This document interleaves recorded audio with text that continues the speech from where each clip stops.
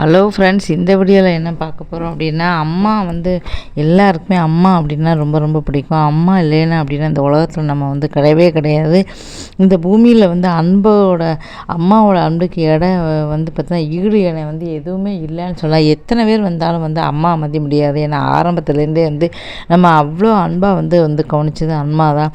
அம்மா மனசில் வந்து என்றைக்குமே கள்ளம் இருக்காது, தொட்டால் வந்து பார்த்தீங்கன்னா நோய் இருக்காது. அதே மாதிரி வந்து பார்த்தீங்கன்னா என்றைக்குமே கர்வம் பொறாமை நம்ம வந்து ஓஹோன்னு உசந்துட்டோம் அப்படின்னா யாராக இருந்தாலும் பொறாமப்படுவாங்க, வைத்தச்சல்படுவாங்க. அந்த பொறாமை வைத்தச்சல் எதுவுமே அம்மாக்கிட்ட இருக்காது. நம்ம வந்து பாஸ் பண்ணாலும் சரி, பெரிய வேலைக்கு போனாலும் சரி, கோடி கோடியாக சம்பாதிச்சாலும் சரி, அம்மா வந்து வைத்தறிவே மாட்டாங்க. ரொம்ப அதே மாதிரி அவங்க பேசுகிற ஒரு நடிப்பு இருக்காது. மகனுக்கா ஒன்று வெளியில் ஒன்று அப்படின்னு மனசுக்குள்ளே ஒன்று வெளியில் ஒன்று வச்சு வந்து பேசவே மாட்டாங்க. அந்தளவு என்றைக்குமே கசப்பாக இருக்காது. அந்த மாதிரி வந்து இன்றைக்கி வந்து நிறைய தாய்மார்கள் வந்து பார்த்திங்கன்னா தங்களுடைய பிள்ளையை மறந்துட்டு வந்து பார்த்திங்கன்னா தவறான உறவுக்காக தங்கள் பிள்ளையை கூட தூக்கி வீசிட்டு போகிறாங்க. இப்போ வேணால் அப்படி நடக்கலாம், ஆனால் ஏதோ 1-2 தாய் வேணால் அப்படி இருக்கலாம், ஆனால் எல்லா தாயுமே அப்படி இருக்காது. என்றைக்குமே வந்து பார்த்திங்கன்னா சில தாய் கோவப்பட்டால் கூட ஏசுவாங்க, அப்படி போய் இப்படி போய்ன்னு சொல்லி கோவப்படுவாங்க, ஏசுவாங்க. அதெல்லாம் கூட வந்து பார்த்திங்கன்னா நம்ம வந்து பாதிக்காது. அது கூட ஏதோ ஒரு மனசில் ஒரு சின்ன கோபந்தான். நம்ம வந்து அவன் மதிக்கலையே அப்படிங்கிற கோபம் தான் தவிர வந்து அந்த கோபத்தில் வந்து என்றைக்குமே கர்வம் இருக்காது. அந்த கோவப்பட்டாலும் அது வந்து ஒரு இது கிடையாது. அந்த கோபம் பட்டோம் அப்படிங்கிறதுக்காக நம்ம வந்து நம்ம பிள்ளை நல்லா இருக்கணும், நம்ம பிள்ளை வந்து நம்ம மேலே பாசமாக இருக்கணும், நல்லா இருக்கணும் அப்படிங்கிற துடிப்புனால தான் வந்து அவங்க செய்கிறாங்க.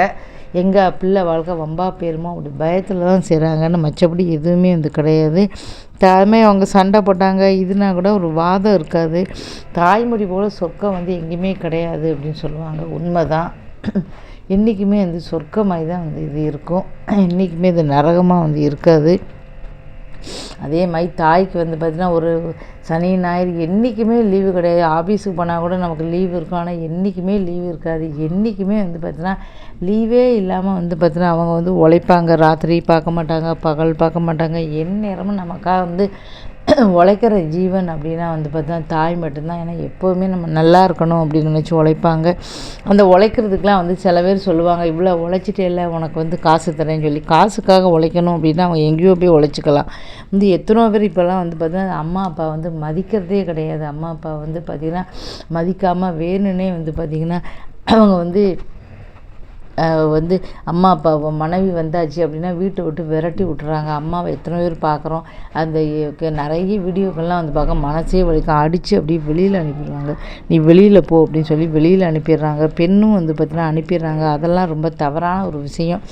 ஏன்னா இன்றைக்கி வந்து கிடைக்குது அப்படின்னா நாளைக்கு வந்து உங்களுக்கு வந்து உங்கள் பொண்ணு வந்து கிடைக்கும். என்றைக்குமே அப்படி செய்யாதீங்க. எத்தனை கோயில் கட்டி கும்பாபிஷேகம் வந்து அம்மாவை நான் விரட்டினேன், இன்றைக்கி நான் கோயில் கட்டி கும்பாபிஷேகம் பண்ணேன்னாலும் கண்டிப்பாக உங்களுக்கு வந்து பாவம் தான் கிடைக்குமே. சரியா, உங்களுக்கு வந்து பார்த்திங்கன்னா புண்ணியமே கிடைக்காது. ஏன்னா அம்மா வந்து நீங்கள் அவமானப்படுத்திட்டீங்கன்னா அது என்னையுமே கிடைக்காது.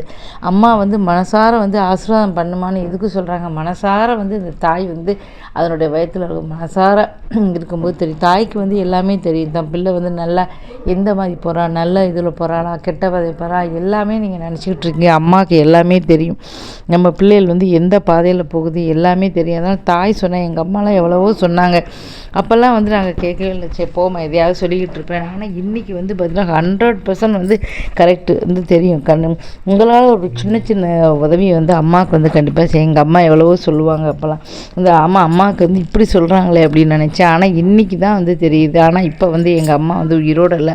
அம்மா நீ சொன்னதெல்லாம் உண்மைமா அப்படின்னு நான் சொல்லணும். அதே மாதிரி தான் ஒவ்வொருத்தருக்கும் வரும். உங்கள் அம்மா சொன்னதெல்லாம் உங்களுக்கு தெரியாது, ஆனால் அதுக்கப்புறம் தான் வயசானதான் நீங்கள் எங்கள் அம்மா சொல்கிற ஒவ்வொரு வார்த்தை. ஆனால் அப்போ வந்து தாய் வந்து நம்ம பக்கத்தில் இருப்பாங்க. எங்கள் அம்மாவும் இப்போ சொன்னாங்க, இந்த மாதிரி வந்து பார்த்தீங்கன்னா சொல்கிற ஒவ்வொரு விஷயம் வந்து அவளுக்கு தாய் வந்து தன்னுடைய மகள் நல்லா இருக்கணும், தன் மகனும் மகளும் நல்லா இருக்கணும். எவ்வளவோ தாய்கள் வந்து பார்த்திங்கன்னா பெத்த பொண்ணை அடித்தாலும் சரி, சாப விட்டாலும் சரி, இன்றைக்கி பணத்துக்காக எவ்வளோ பண்ணாலும் சரி, தம்பில்லைன்னு எத்தனை பேர் இருக்க தான் செய்கிறாங்க.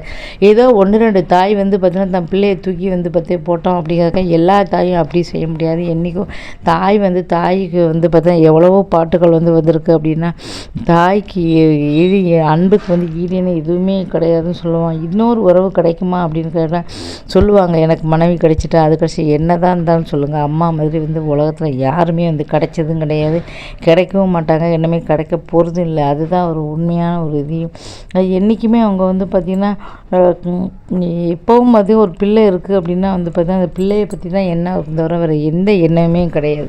உங்களால் முடிஞ்ச ஒரு சின்ன சின்ன உதவியை உங்கள் தாய்க்கு வந்து செய்யுங்க. எங்கள் அம்மாலாம் சின்ன வயசில் விறகடுப்பு மூட்டுவாங்க, அப்போ பார்த்துக்கிட்டு ஒரு போய் கிணத்துல தான் எங்களுக்குலாம் தண்ணி இறக்கணும். நான் அப்போவே வந்து பார்த்திங்கன்னா 8ஆம் கிளாஸ் தான் படிச்சிருந்தேன், 12 வயசாக வந்து அப்போவே அது பார்த்தா எங்கள் அம்மா கூட மாட துணி துவைச்சி கொடுப்பேன், கிணத்துலேயே தண்ணி அரைச்சி வந்து கொடுப்பேன், அப்போவே இந்த பாத்திரம் தேய்ச்சி கொடுப்பேன். அப்புறம் வந்து அதனால் சின்ன வயசுலேயே வீட்டு வேலையெல்லாம் எங்கள் அம்மா பழக்கிட்டாங்க.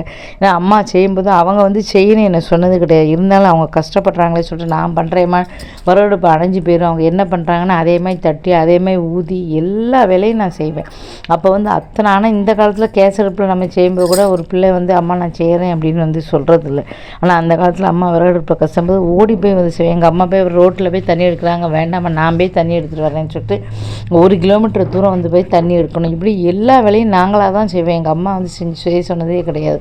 ஆனால் இந்த காலத்து பிள்ளைகள் வந்து பார்த்தா கேஸ் அடுப்பு இது ஒன்று சிலவே செஞ்சால் கூட வந்து அந்த காலத்தில் அவ்வளோ செஞ்சுருக்கும். அதனால் தாய்க்கு வந்து என்றைக்குமே தாயை மதித்து நடந்துக்குங்க.